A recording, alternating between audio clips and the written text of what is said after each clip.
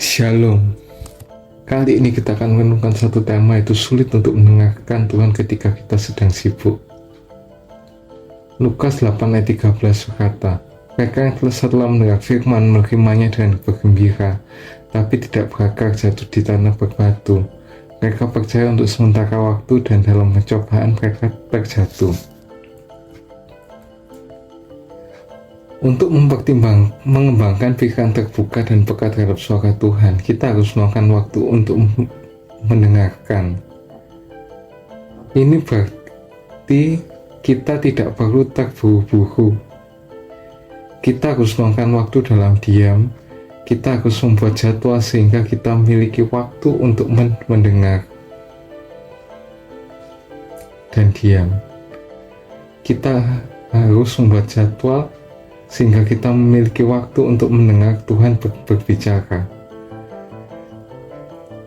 Rintangan pertama untuk mendengar suara Tuhan adalah menolak suara Tuhan. Namun kendala lain untuk mendengar suara Tuhan adalah kesibukan.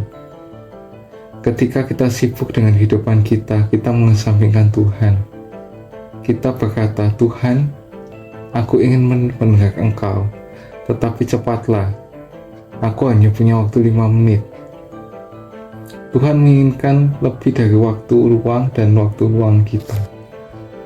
Dia ingin menjadi pusat hidup dalam kehidupan kita. Cara kita menunjukkan bahwa Dia adalah pusat hidup kita adalah meluangkan waktu untuk mendengarkan.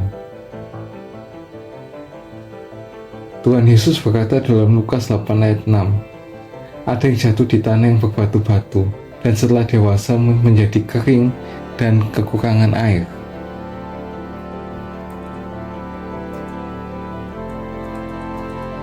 Israel dan juga negara-negara lain di Timur Tengah bukanlah tanah yang subur. Sebagian besar hanyalah lapis tipis tanah di atas suatu kapur.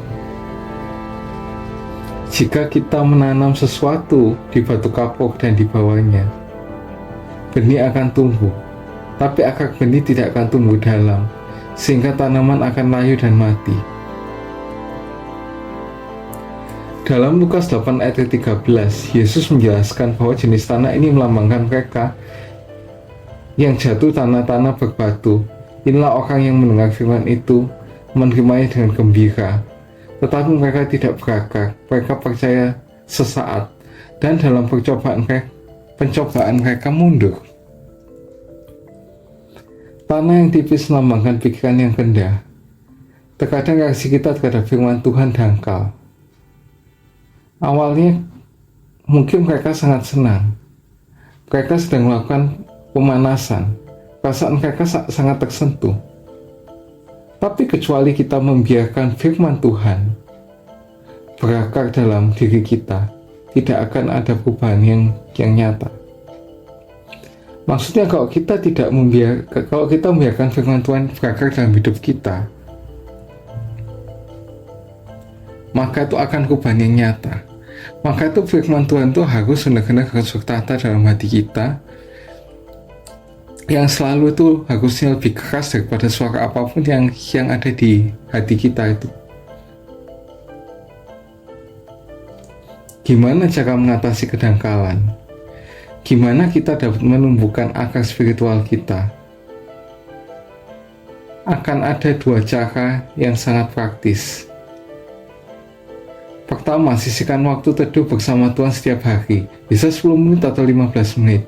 Kita duduk diam mendengar Tuhan dan bertanya kepadanya, maukah Engkau memberitahu aku sesuatu melalui firman-Mu? Kita dapat membaca kembali catatan kita dari gereja atau buku harian kita, atau menyanyikan lagu pujian. Tidak ada cara yang lebih cepat untuk menumbuhkan akar rohani selain kita menghabiskan waktu bersaat teduh bersama Tuhan setiap hari. Kedua, bergabunglah dalam kelompok kecil. Inilah cara Tuhan berbicara kepada kita melalui orang lain saat kita berbicara, berinteraksi, belajar, dan satu sama lain. Ibrani 10 ayat 25 berkata, ini dalam versi TEV dalam versi 2D English version, yaitu janganlah kita menarik diri dari gereja kita, tapi marilah kita saling menguatkan. Nah, kedua metode itu membutuhkan manajemen waktu.